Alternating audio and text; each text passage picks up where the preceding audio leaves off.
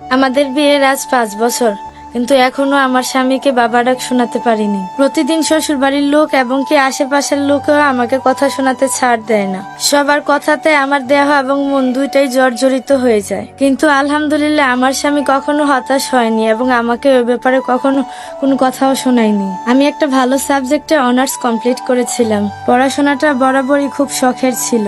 এইচএসসির পরই মা বাবা বিয়ে দিয়ে দেয়।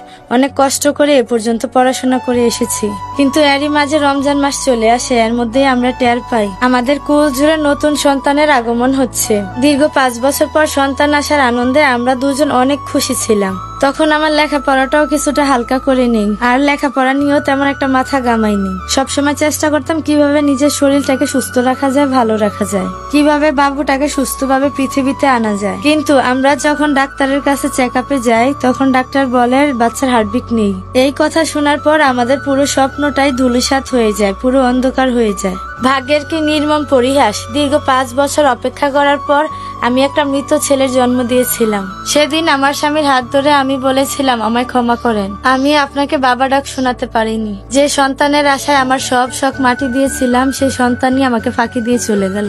আমার আর কিছুই করার নেই। সেদিন আমার হাজবেন্ডের হাত ধরে আমি খুব কান্না করেছিলাম, এবং কি আমি তাকে এটাও বলেছিলাম, আপনি চাইলে একটা বিয়েও করতে পারেন, আমি আপনাকে কিছুই বলবো না। এই কথা শোনার পর আমার হাজবেন্ড আমাকে ছেড়ে তৎক্ষণাৎ সে দূরে চলে যায়। যাওয়ার পরে দেখলাম আমার হাজবেন্ড আমার জন্য একটা গোল্ডের আংটি নিয়ে আসে এবং পরম যত্নে আমাকে আংটিটি খুব সুন্দর করে পরিয়ে দেয়। নতুন বেবি আসার উপলক্ষে সারপ্রাইজ গিফট হিসেবে সে আমাকে এটা পরাবে, সেই জন্য কিনেছিল। আর আমার হাজবেন্ডের একটাই কথা, সন্তান থাকুক অথবা না থাকুক, তুমি তো মা হয়েছ, আমি তো বাবা হয়েছি, এটাই আমাদের দুজনের জন্য অনেক। কে বলেছে আমরা সব হারিয়েছি? আল্লাহ আছে আমাদের জন্য। আল্লাহ দিয়েছেন এবং আল্লাহ নিয়েছেন। আল্লাহর ফয়সালার উপর আমরা সন্তুষ্ট, আলহামদুলিল্লাহ। তুমি ভেঙে পড়ো না, আমি তোমার পাশে আছি সব সময়। লক্ষ্মী বউ আমার, তুমি আর কষ্ট পেও না, এ বলে আমাকে সে জড়িয়ে ধরলো। এর মাঝে প্রায় 2-3টা বছর আমাদের বেশ ভালোই কাটলো।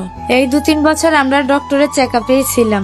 তো স্বনামধন্য একটা ডাক্তারের চেম্বারে আমরা দুজন গিয়ে বসলাম। উনি আমার হাতটা ধরে বসে আছেন।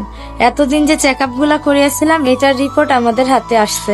এই রিপোর্ট দেখে ডাক্তার আজকে একটা সিদ্ধান্ত দিবেন। আমাদের বিয়ের প্রায় 9 বছর, এর মধ্যে একবার মা হওয়ার স্বাদ পেয়েছিলাম, কিন্তু 9 মাস গর্ভে আমার সেই বাচ্চাটা মারা যায়। এর মধ্যে আমার 3টা মিসক্যারেজও হয়েছিল। এর মধ্যে ডাক্তার সবগুলা রিপোর্ট দেখে বলল, আমি আর কোনোদিনও মা হতে পারবো না, আমি আর কোনো পদ্ধতিতেই মা হতে পারবো না। এই কথা শোনার পর আমার মাথায় আকাশ ভেঙে পড়লো, কান্নায় ভেঙে পড়লাম আমি। আমার হাজবেন্ড আমার হাতটা শক্ত করে ধরলো। এরপর সেখান থেকে আমরা হতাশা নিয়ে বাসায় ফিরে আসলাম। আমার হাজবেন্ড আমাকে অনেক বুঝাতেন, আমাকে কোনো কষ্ট পেতে দিত না। আমি কান্না করতে চাইলেও সে আমাকে কান্না করতে দিত না। তো একদিন আমরা ডিসিশন নিলাম আমরা উমরা করতে যাব। তো যেই কথা সেই কাজ, আলহামদুলিল্লাহ আমরা 2-3 মাসের ভিতরে উমরা করে চলে আসলাম। আমার স্বামী কখনো আমাকে সন্তান হওয়ার ব্যাপারে কখনো দুটি কথা শোনায়নি। সে বিশ্বাসও হারায়নি। সে সবসময় বলতো, আল্লাহর যখন সময় হবে তখন আল্লাহ এমনিই দিবে। সে বিশ্বাস নিয়ে আমরা দুজন একসাথে অনেক দোয়া করতাম, অনেক আল্লাহর কাছে চাইতাম। সব চিকিৎসা বন্ধ করে দিলাম একটা সময়ের পর, শুধু আল্লাহর উপর ভরসা করে তাকিয়েছিলাম। তারপরও মাঝে মধ্যে মন খারাপ করে বসে থাক, কোনো কিছুই ভালো লাগতো না, একা একা সময় পার করতাম। কোনোভাবেই মানতে পারিনি যে আমি মা হতে পারবো না। তো একদিন রাতে আমার হাজবেন্ড আমাকে অনেক বুঝালেন। তিনি আমাকে বলেন, সন্তান জন্ম দেওয়াই আমাদের একমাত্র উদ্দেশ্য নয়, আল্লাহ আমাদের এই জন্য শুধু পৃথিবীতে পাঠায়নি। তিনি আমাকে অনেকভাবে বুঝিয়ে শান্ত করেন। তারপর তিনি আমাকে বলেন, আমাদের 10ম বিবাহের সময় তুমি খুব সুন্দর করে শাড়ি পরে সেজে আমার কাছে আসবা, তোমার বিয়ের শাড়িটা পরবা। আমিও সেজেছিলাম, ঘরটা ফুল দিয়ে সাজিয়েছিলাম। এইভাবেই বেশ হাসি খুশিতে আমাদের দিনগুলো কাটতেছিল। এরপর আলহামদুলিল্লাহ রমজান মাসে আমাদের একটা সুসংবাদ দেন। কোনো ট্রিটমেন্ট ছাড়াই আমি আবার কনসেপ্ট করি 10 বছর পর। বিয়ের 10 বছর পর্যন্ত আমি যে নিঃসন্তান ছিলাম, আজ বিয়ের 12 বছরে আমি 2 সন্তানের মা। আলহামদুলিল্লাহ, শুকরিয়া সে আল্লাহর প্রতি যে আল্লাহ আমাকে 2 সন্তানের জননী করেছেন, যিনি আমাকে এমন ভালো মনের একজন স্বামী দিয়েছেন। সুবহানাল্লাহ, আলহামদুলিল্লাহ। আল্লাহ তাআলা চাইলে সবকিছুই সম্ভব, তাই তো কখনো আল্লাহর উপর নিরাশ হবেন না। যেটা আমাদের হাতে নেই সেটা মহান আল্লাহ তাআলা চাইলে সবকিছুই সম্ভব। একটা কথা মন থেকে বিশ্বাস করি, আল্লাহর কাছে মন থেকে চাইলে আল্লাহ কখনো নিরাশ করে না।